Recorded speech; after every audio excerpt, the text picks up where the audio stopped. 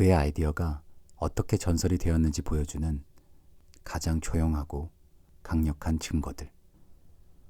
그럼 이제 안소니 맥콜의 창작 세계를 깊이 들여다볼 수 있는 첫 번째 공간, 아카이브룸으로 함께 떠나볼까요? 입구 정면에 보이는 공간을 향해 천천히 계단을 올라가 보시면 맥콜의 창조적 여정을 한눈에 살펴볼 수 있는 특별한 공간이 펼쳐집니다. 맥콜은 지난 50년간 영화의 본질이라 할 수 있는 빛과 시간을 중심에 두고 공간, 그리고 관객의 움직이라는 매개 변수를 일관되게 탐구해 왔는데요. 이곳에 전시된 드로잉과 아이디어 스케치, 스토리보드 등 다양한 시각 자료들을 작가의 예술적 사고와 작업 방식이 어떻게 발전해 왔는지를 보여주는 귀중한 단서들입니다. 그 가운데 수첩은 작가가 늘 몸에 지니고 다니는 도구로 예술적 사고와 창작 과정을 기록하는 중요한 존재입니다. 수첩에는 다이어그램, 계산식, 그래프, 드로잉 등이 빼곡히 담겨 있으며 그의 설치 미술과 퍼포먼스 작업이 어떻게 시작되고 완성되는지를 보여줍니다. 수학적 계산과 도형적 설명이 정밀하게 표기된 스케치 속에서 선과 곡선이 어떻게 3차원 공간 속 빛의 조각으로 탄생했는지를 상상해 볼 수 있습니다. 작가는 처음 A6 크기의 작은 수첩에서 시작해 점차 큰 노트로 옮기며 계획을 구체화했습니다.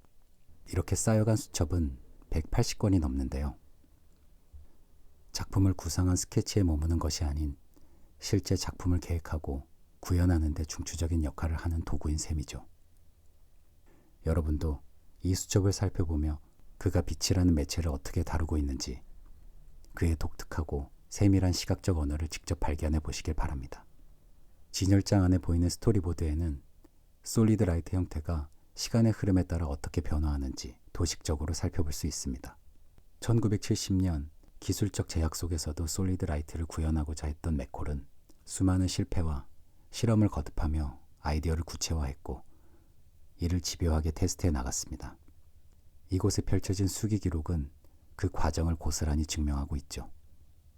여러분, 정사각형의 네모칸이 나열된 자료가 보이시나요?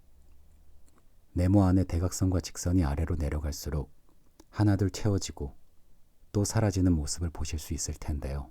이는 곧 만나게 될 맥콜의 퍼포먼스 영상 작품 불의 풍경과 연관된 계획도입니다.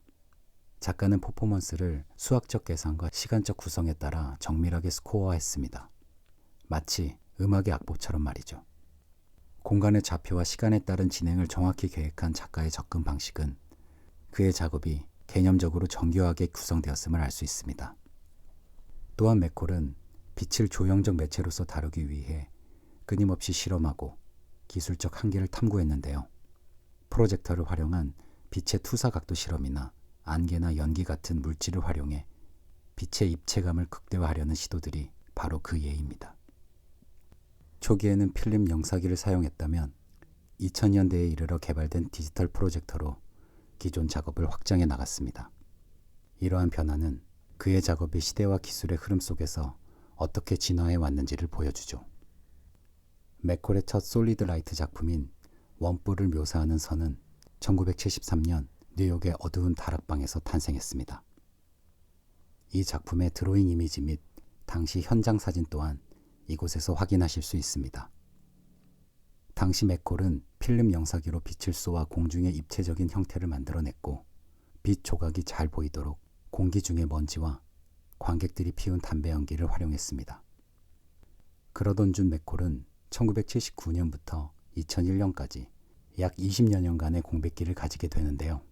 이는 그의 1973년작 원뿔을 묘사하는 선 작품이 1979년 스웨덴의 갤러리 룬드코스트할 전시에서 작품이 기대와 다른 결과를 보여주면서 시작되었습니다.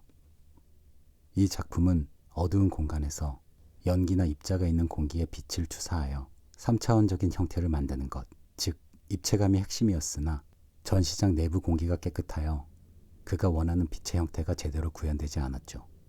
맥콜은 공기 중에 입자를 만들어내기 위해 담배 연기, 드라이 아이스, 유향 등 다양한 방법을 시도했지만 안타깝게도 효과가 없었습니다.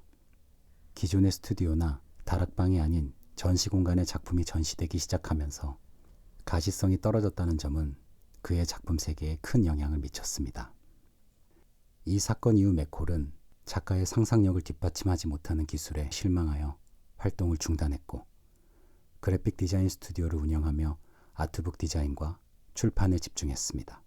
뿐만 아니라 당시에는 물성이 없는 그의 작품 유형에 대한 미술관과 갤러리의 지속적인 지원이 없었던 현실적인 부분도 작품 활동 중단의 또 다른 이유였습니다. 1990년대 후반에 이르러 기술적 발전과 함께 디지털 프로젝터와 헤이즈 기계의 등장으로 맥콜은 다시금 예술 활동을 재개할 수 있었고 2000년대 초부터 솔리드 라이트 시리즈의 새로운 장을 열며 국제적 주목을 받게 됩니다. 2001년 크리시 아이스가 기획한 뉴욕 휘트니 뮤지엄 전시를 시작으로 런던 테이트 브리튼, 샌프란시스코 현대미술관, 베를린 함부르거 반호프 현대미술관, 구겐하임 빌바오, 올해 6월까지 진행되는 테이트 모던 등 전 세계 유수의 미술관에서 전시가 열리며 그 예술성을 인정받았습니다. 20여 년의 침묵 끝에 빛은 다시 말을 걸었다. 맥콜의 1970년대 작품이 예술계에서 본격적으로 재조명받기까지는 20여 년이라는 시간이 걸렸습니다. 그러나 기술의 발전과 함께 마침내 그의 비전이 실현 가능한 시대가 도래한 것이죠. 이곳에는 휘트니 미술관에서 소장 중인 퍼포먼스 기반의 설치 작품 서큘레이션 피겨스의 1970년대 전시 전경, 퍼포먼스 영상 스틸컷 등 다양한 기록 자료와 더불어 맥콜의 이전 주요 전시 도록도 마련해 두었습니다. 이 아카이빙 룸은 안소니 맥콜의 예술 세계를 깊이 이해할 수 있는 창문과도 같습니다. 빛과 공간을 다룬 그의 치밀하고 창조적인 작업 과정이 고스란히 담겨 있으니까요. 잠시 오디오 가이드를 멈추고 이 공간에 놓인 자료를 여유롭게 살펴보시거나 유리창 너머 푸릇한 정원의 풍경을 감상하셔도 좋습니다. 이제 본격적으로 그의 작품이 전시된 공간으로 이동해 볼까요?